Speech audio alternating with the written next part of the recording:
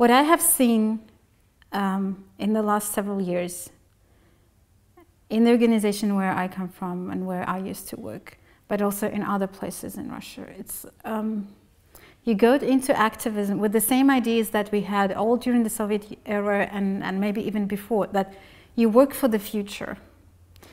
You come there, you sacrifice your time, your energy, often your health, your social life. Everything revolves around the activism. Everything revolves around that big goal, that big vision that you have.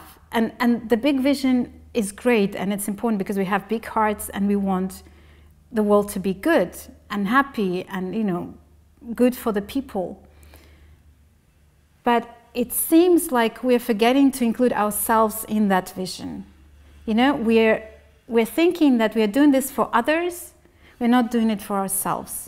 And that was definitely what I have been doing. So, for example, if I work for an organization and I spend 40, 50, 60 hours in the office every week, but with the funding that we have, I'm only paid for 12 hours a week. And with the amount of time that I'm giving to the course, there is no way I can earn money elsewhere to sustain myself.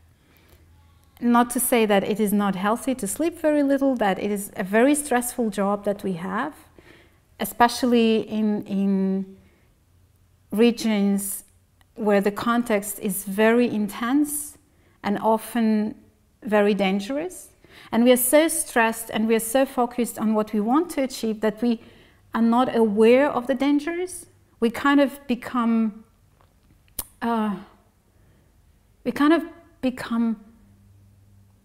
not ignorant, but we ignore the dangers. We pretend they're not there. They have been there for so long that we're so used to them that we don't notice them anymore. And we keep going and we keep going and we keep going unless we fall sick to the point where our body just cannot literally, you know, get up from bed. Then we stay home. If we go for a vacation, we take our laptop with us, we take our phone with us, and we say, you know, if anything happens, let me know. I will jump online and I will help you. That's not a vacation.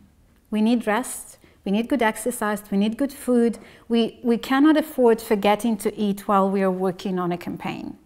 That's not healthy. That's not going to last. We cannot afford not taking sick days when we're sick. We actually have to understand that if we want to be successful as a movement, we have to take good care of ourselves. I was sitting in the first day, in the first session, and I was thinking to myself, why am I here? Like, I know what I can give to the forum, and it's good to be here, but what does it give to me? And I was thinking and thinking and thinking. I'm still thinking, I don't have the answer yet, but yesterday and this morning, I just realized I'm having such a good time. I'm having such a good time. I'm so inspired by all of the people that I meet here. You know, how much they do and how humble they are about themselves at the same time. And I want to tell them, like, guys, you're amazing. And what you do is so amazing. It's so cool. Like, why don't you see that? I want them to see that and be proud and everything. And that is inspiring. And I was also thinking that I want to write more, and I was just realizing that here are 50 stories to write.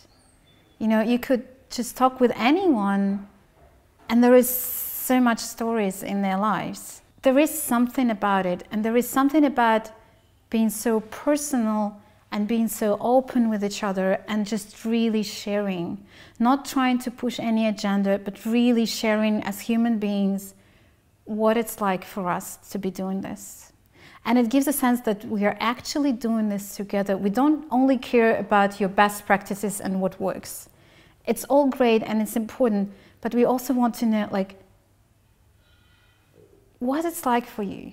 Like, what is it like for you living where you are, doing what you do, with the politics that you have? What is it like?